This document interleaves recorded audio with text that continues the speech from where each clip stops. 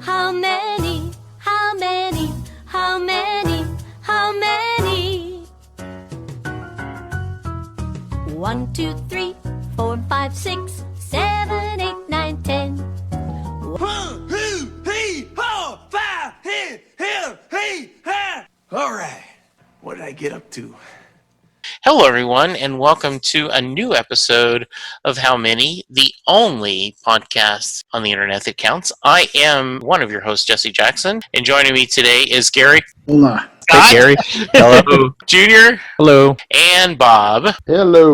We are on a series of episodes where we are giving tribute to Sports Radio 1310, the new segment that they are doing, Bands of Your Life, where they give 11 questions and you answer those questions with artist or band, musicians. But the kicker is you can only use one artist, one band once on your list. And I believe it is Bob's turn in the hot seat, and Junior is going to be asking the questions. Take it away, guys. Bob, the first question that I am dying to know is what band do you absolutely hate and do not get? So start off by giving us any honorable mentions you may have, and then give me your answer. I love your information. Give me a bullet-pointed list. It better not be British Euro, or it'll be a clean sweep of everybody hating Depressed Mode. Honorable mention is more hate, and then the band I chose is more I don't get. The band honorable mention is the Cranberries, and it's mainly because of those two hits, Linger and Zombie, with the most annoying vocals ever put to microphone. It's interesting you say that, Bob, because you have two very notable karaoke's. Do you have to? Do you have to? Do you have to? Do you have to? Do you have to? Do you have to? Zombie, zombie, zombie, zombie, It's like a goat got shot. You say that, but you are on record as saying you like Dream. Yes, I do like Dreams, even though there's that random yodel part in the middle.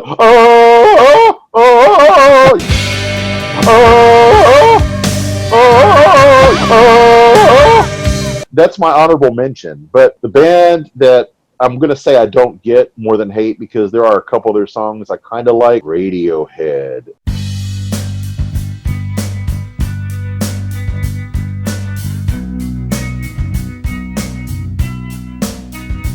I just don't get it, man. Enough with the bleep bloops, all right? It's like it's not just necessarily genius because you throw a bunch of crap against the wall. It's, you know, it's like the Jackson Pollock of music. Thank you. Nice. Very nice. They're experimental. And man, so many people rave about them. And I think part of the allure, they must put on an amazing live show. Like I know Soroy and some of them other guys on the ticket have really raved about them. They just got so weird. That first record was kind of conventional. You know, they had Creep, that was their big hit, which is a good song. The more further they got in their career, the more experimental and just bizarre they got. I like a couple of their songs, but I would almost put them in the overrated category as opposed to the hate category. It's almost like the Beatles thing where you almost get shamed into having to like them, or else everybody thinks you're a musical idiot. They're definitely the music snob darlings for sure. Totally agree with that, because I've had many a time that people have looked down upon me because Radiohead.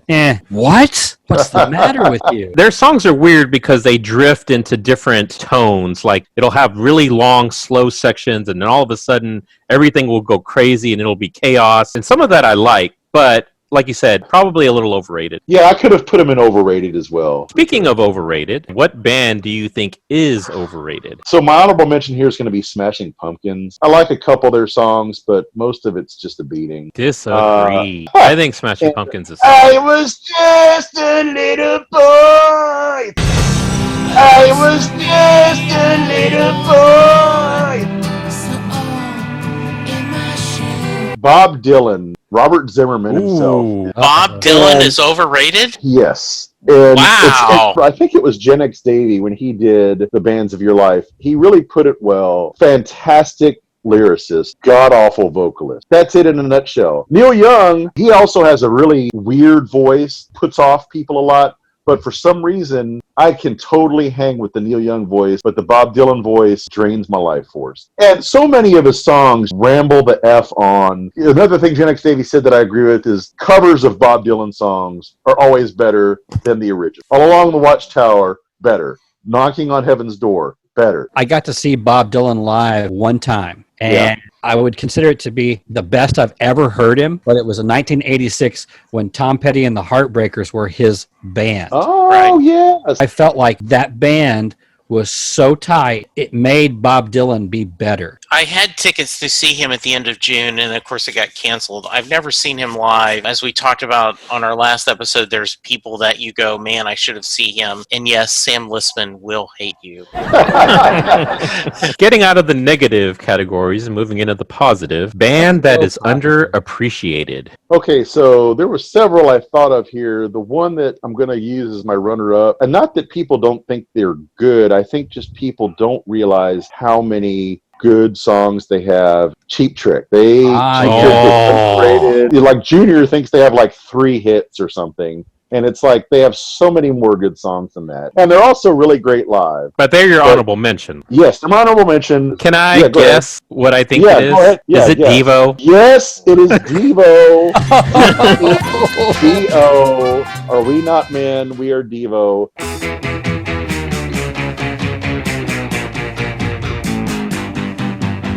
So, obviously, my introduction to them, along with probably most people, was Whip It, because that was a big hit, came out of nowhere. And I love that album, Freedom of Choice. And it wasn't until I went back and heard the first album, Are We Not Men, We Are Devo, which almost like punk rock. That album is just so incredible. I love almost all their stuff. There's so much more to them than meets the eye. They were a performance art collective, and the whole reason they formed was because they were at Kent State when those shootings happened. They witnessed the shootings at Kent State, and so did Joe Walsh, so did Chrissie Hynde of the Pretenders. They were all there. The whole thing is about the theory of de-evolution and, almost like Idiocracy. There's just a lot of depth to what seems like just kind of silliness. I 100% agree with you, Bob. Wow. They are greatness. Now, Scott, Absolutely. Jesse, do you guys have any opinions on Devo? Jesse, I think you are on record as saying they are a one-hit wonder, right? All you know is Whip It. Yeah, that's all I know. And Get No Satisfaction. Yeah,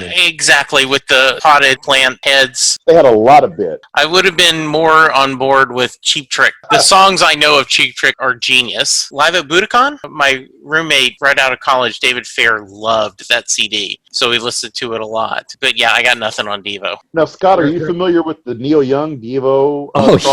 That is creepy as hell seeing them play with. Now, But Neil loved them. Neil loved Devo. But there's been other times that Neil and I have not been on the same page about bands that we liked. They were just too out there for me to get into. Devo is so hard synth. I think that's their appeal to me. Very similar to the British new wave band that everybody else seems to hate. I love them. All right, speaking of love, band that I love. This was tough. Obviously, we already talked about Van Halen. I had a big Van Halen phase. I had a huge Rush phase. I had a huge Queen phase. But my runner-up's going to be Tom Petty and the Heartbreakers. There's only been one Tom Petty song I ever didn't like, and it was only because they ran the video into the ground too much. But they're awesome, and I'm so bummed that I never saw them live. But the band I love, I'm going to go with the band that I think has the greatest studio album of all time, greatest live album of all time, and the band that I think has the greatest concept album of all time. It's The Who.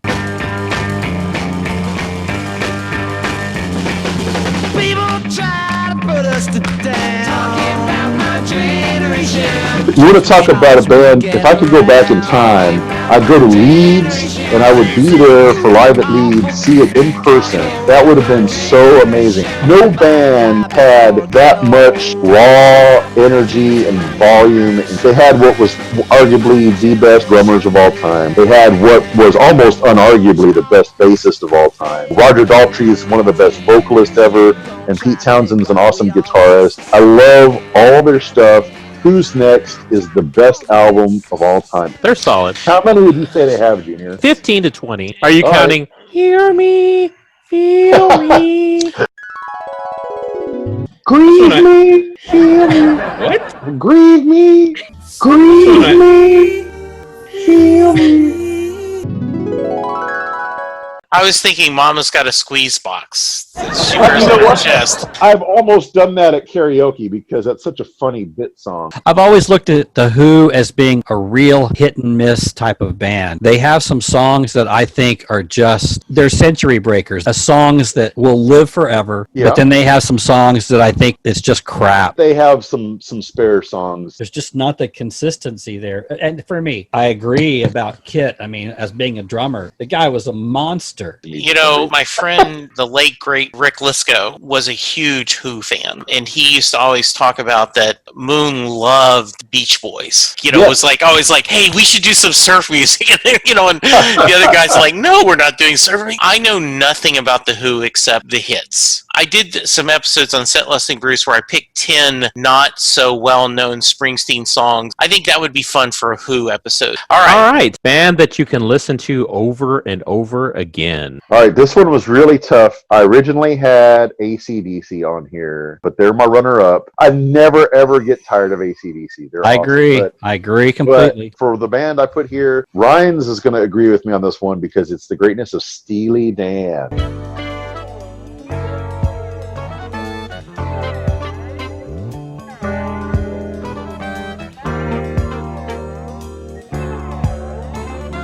Ah, okay.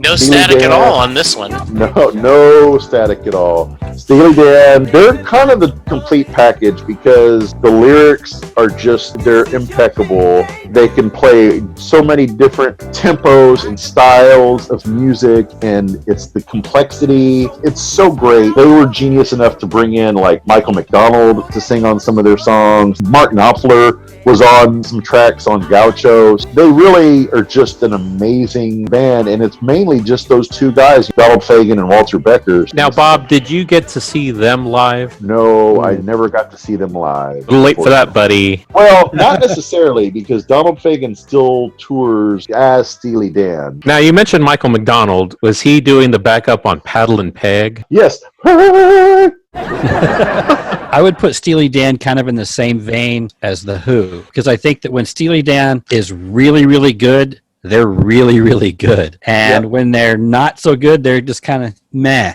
I hear the song Do It Again. It's almost otherworldly. For the longest time, I thought that song was Santana. So did I. So did I. I thought that was Santana probably for years. It is such a huge headphone song. I could easily see somebody sitting there listening to that and taking a couple of hits. In high school, greatly underappreciated by me. And it wasn't until I got a little older, I started saying, yeah, okay, they got some really, really good stuff out there, buddy. I would say the same thing. It wasn't really until college that I probably started getting more and more into them. And it's funny because I actually thought Steely Dan only had like 3 or 4 hits.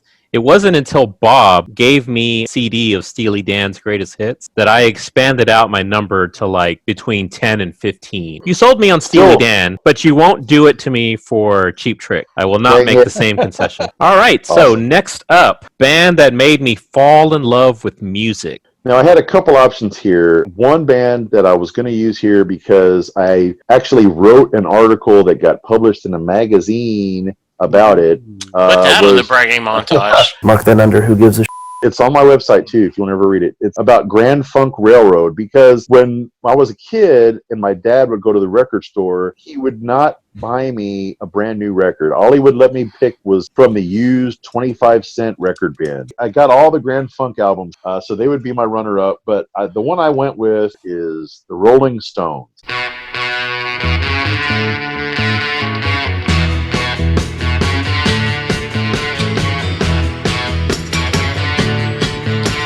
And the reason I have them on my list is the same way that Gary was talking about how he picked up a lot of his musical love from his mom.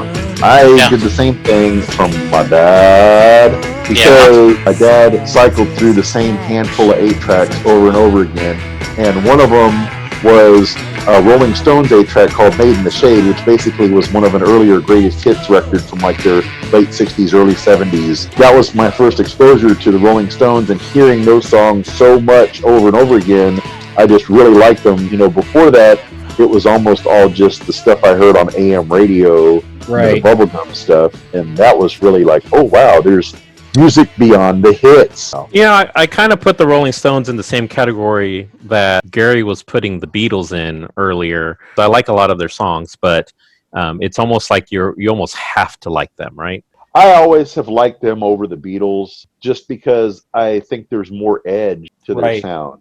There is more of an edge to the Stones than the Beatles. So I was talking about that in an earlier episode. Colin Hanks, Tom Hanks' kid, and he joined We Got This. It's a similar podcast to us, except, they have more listeners, but they debate things. Choice was Rolling Stone or Beatles. They ended up going just slightly by the Beatles because of influence, but they really made a good discussion on it shouldn't be slam dunk. By the way, I just Googled the 8-track that you talked about, Bob. That's a really nice set. That was a huge entry point. I mean, the 8 tracks my dad had in heavy rotation was that one, Goodbye Yellow Brick Road by Elton John, and Shotgun Willie by Willie Nelson. I would take those 3 CDs right now. That would not make a bad road trip. All we ever listened to in the car with my dad was the Bill Mack Open Road show. Stay hard, Bill Mack. Yeah, stay hard, Bill. It's just interesting how much your parents will influence your musical taste, because not only did I get that stuff through my dad, through the 8 tracks, but when I would turn 10, I got my first record player, and I inherited my mom's collection of 45s that she had listened to when she was a teenager. So Sure. that got me exposed to some 60s stuff like the Zombies and some other bands that I've never really heard before. All right, next up, band that changed my life. This was also kind of a split decision. These are both bands I was exposed to at roughly the same time. One of the bands is Jane's Addiction, my runner-up, because at that point, they really were more of a kind of a college band, and I heard the Nothing Shocking album. That blew me away, and I could not stop listening to it. But the one that catapulted me for the whole indie music thing was The Replacements.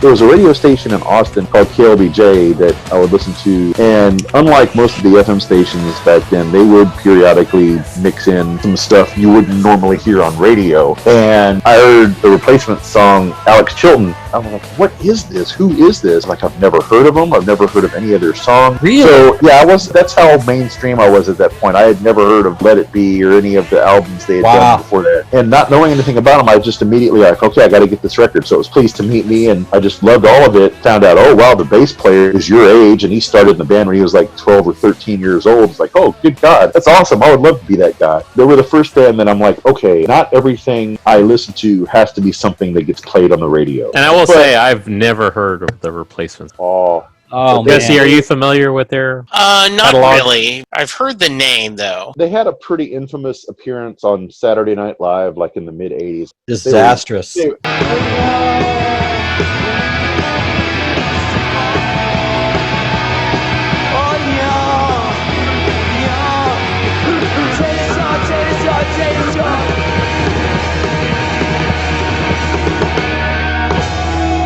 Their live performances were legendary because every now and then you would catch them on just an amazing night where they were just like the best live band in the world, but the other 2 or 3 times they were smashed and couldn't even play their instrument. The older brother of the bass player I was talking about was the original guitarist, and he drank himself to death. They were a very interesting band. They've had documentaries about them. They changed everything for me. I got to see them at the Bronco Bowl. Wow. Now I'm jealous of you there. The band that opened for them, the show was running an hour late. The guitarist and the singer came out. They performed 2 songs and then left. And then the Replacements came out and blew the place away. I got to go backstage. I was sitting talking to Stenson, the bass player, and I'm like, what the hell happened? He goes, the drummer got arrested and the bass player refused to go on stage without the drummer. They were waiting, hoping that they were going to get him out of jail and get him to the show on time, but he didn't make it. So Wow. Yeah, Tommy Stinson, the bass player, is the one I was talking about that was the real young one. Gary would be intrigued. In later years, he was the bassist for Guns N' Roses for most of the last 15, 20 years. I think he even was one of the ones that played on Chinese Democracy and that tour. One of the things that I feel most proud about him is that I got my son interested in him, and he really likes them now. Next up, the band that surprised you. I think this was the hardest of all the categories. My runner-up is Porter Wagner. I always just remember the show. He was the host, and they'd bring Dolly Parton out and all that stuff. I started really trying to backfill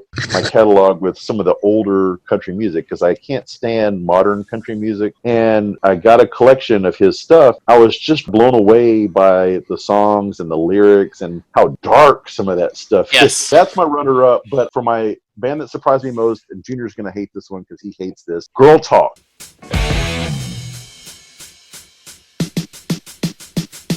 Hit me. Generals gathered in their masses. Oh, that's not a real band. That's just a DJ mixing a bunch of different songs together. I know, and that's what surprised me about it is normally I don't go in for the whole rave thing, DJ, but I heard Girl Talk album all day, and it's beyond mashups. Scott and I are fond of these mashups we see on YouTube, and typically it's like two songs mashed together. But this guy, what Girl Talk does is his songs are an absolute pastiche of a whole bunch of different songs. And you know, Paul's Boutique, Beastie Boys, is kind of known as an album that did something similar. But what Girl Talk does is basically creates music out of the entirety from all of the samples. It's just incredible the way he does it. To me, it's so cool to hear rap merged with pop or with hard rock. I played it for Junior one time, and he sabotaged and undersold. I am a fan of mashups. Like, I like those YouTube mashups where you take two songs and you put them together. Right. But Girl Talk is one continuous mix that takes tiny pieces, inserts them in for about 30 seconds, and then it immediately goes to something else. The thing of it is he usually takes about 2 or 3 of the songs and uses them as the backbone throughout, and then just mixes in some other stuff. The way that particular album was, it just was perfect. Now, Jesse, Scott, were you guys familiar with Girl Talk at No all? idea. Yes. I I had am nothing. familiar with Girl Talk. To me, it was just like, oh, it's a passing fad. They've mentioned him on the ticket, and I think that Jake and some of them saw him perform like at one of those festivals. Oh, and by the way, Bob, Beastie Boys could be on my overrated list. That's terrible. They will But not definitely that be on category. a future list. Enough of Whip Girl Talk. Next up, Guilty Pleasure. My runner-up here, Chic, because Okay. their They're songs greatness. are all greatness. They're so heavily sampled. Rapper's Delight would suck without the Good Times bass line. It's awesome. But what I really think works here as a guilty pleasure is Ringo Starr.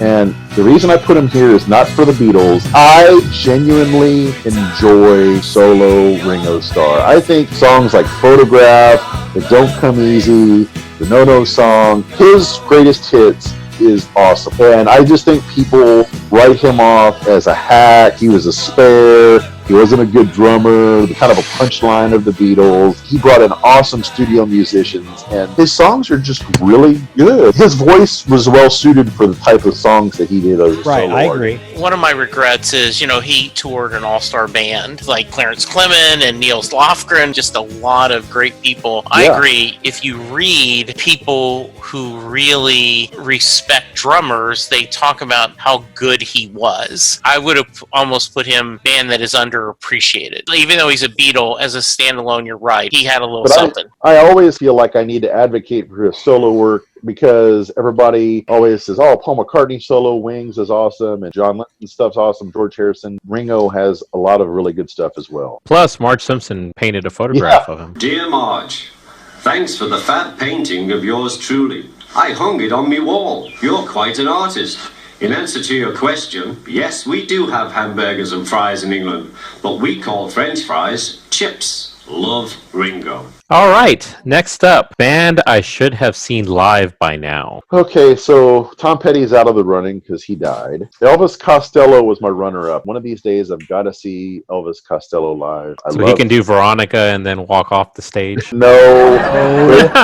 He's got about 40 at least. But the band I'm putting here is Foo Fighters, or as Christopher Walken would say, Foo Fighters. Musical guest, Foo Fighters. I don't know why, but I assumed that you were Chinese. I've got another confession to make. I'm your fool. Corona is preventing me from seeing them. They're my wife's favorite band, and I love them as well. And we were going to go see them in Oklahoma City in April because they were doing this 25th anniversary tour. I got us really good seats at that arena, and then COVID hit. But they got it rescheduled for December. Awesome. And then last week, tour canceled. Terrible. So, no Foo Fighters for me this year. If COVID hadn't hit, I would have seen them by now. We talked a little bit about missing people that had died, and I somehow never saw the Eagles during their original tour, and then when they Hell Freezes Over tour. And so they were coming to Dallas with Vince Gill playing, and we had tickets, and COVID canceled it, and then they rescheduled. It's been canceled, and so, Well, hopefully you got that $1,000 refund. Because yeah, Foo Fighters is solid. They've got a good that's a good choice, 15. yeah. And guest starred on The West Wing. Is that the Foo Fighters? Foo Fighters. Yeah. But it's not the Foo Fighters. Yeah, that is them. We've actually got 9 performers doing sets from 7 to midnight, so I love Foo Fighters. So Dave Grohl has finally gotten out of the, he's just the drummer for Nirvana phase. I think he's surpassed anything Nirvana ever did. I think his music is better. You can't just say, he's popular because he was in Nirvana. Look at Chris Novoselic. That guy's solo record was a piece of trash. I'm with you on the Foo Fighters. They did a documentary a few years back about the starting of the band. My son and I went and stood online at some theater for like 2 hours, and we got to go in. They showed the documentary and then a live via satellite of them in the studio performing their new album live right there on the screen of them in their studio. It was amazing, That's really cool. And that Sonic Highways thing was really awesome too. They picked 8 or 10 cities in the US. They would go to those cities, and Dave Grohl would write a song about each of those cities, and then they made an album with those songs. It was a nice concept. Last question. Great band to see live. You knew the CMJ indie stuff was going to surface at some point. The runner-up, a band called My Morning Jacket, that I have seen live, and they're one of those bands that are much better live than on record. But yes, Guided by Voices is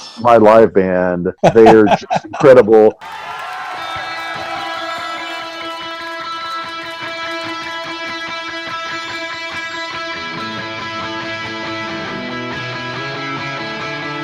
What's so awesome about them is their lead singer is a guy who's now 60 years old, maybe 62, something like that, and he still does high kicks. They did a 100-song show on New Year's Eve last year in LA that lasted over 4 hours. And I know Springsteen is older than that and has that kind of endurance, but this guy, incredible what he does. And they're very prolific. They've been around since the 80s, and nobody knows of them except, in the indie circles. But their live show is badass. I saw them at Trees a couple years ago, and it was incredible. They just bring it. And almost every one of their songs is super short, like less than 3 minutes. And they just go from one right next to the next to the next. And the dude has a giant, massive beer cooler behind him on stage, and he's just chugging the whole show and high kicking, and this is awesome. So, Scott, Jesse, Gary, are you familiar with Guided by Voices? Yeah, I know who that is. Junior, next time they come through town, I'll buy your ticket, and Gary too, all you guys. We ought to make a road trip of it. You buy the ticket, I'll go. I'd rather go see Max Sabbath again. Max Sabbath was pretty awesome. We are the founders of drive-through metal. You probably realize that.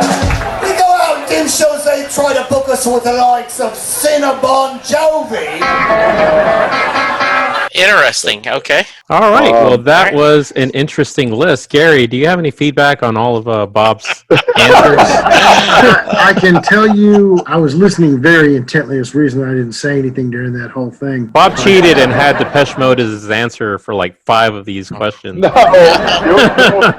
Depeche Mode. All right. Hey, pretty solid little list. Went a little independent, what I would expect you to do. I do think it's funny that so far, Nirvana, the Beatles, and Bob Dylan are overrated. So. If you're on the Bob Dylan thing. All right. Hey, thanks a lot. We would love to hear your picks of the bands of your life. If they want to reach us, how can they, Junior? They can reach out to us by email to howmanypodcasts@gmail.com. They can leave a message on the YouTube channel. Just search for the How Many Podcast. They can send us a tweet on the How Many Twitter account. Or you can send me a tweet directly, even though I won't read it, Mexican_Junior. And you can hear me at Jesse Jackson DFW. Gary? At travel_cowboy. And Bob? At lukewarm tallboy. And Scott? It's GS Matula on the Instagram, Scott_Matula on the Twitter. And you can go to iTunes or wherever you get your podcast, rate us, review us. All right, so this is the end of this episode, but hey, keep subscribing because we're all taking a turn and we're all going to share the bands of our life. But for now, thank you. Be safe, wear effing masks, and we'll talk to you soon. Like sands through the hourglass, these are the bands of your life.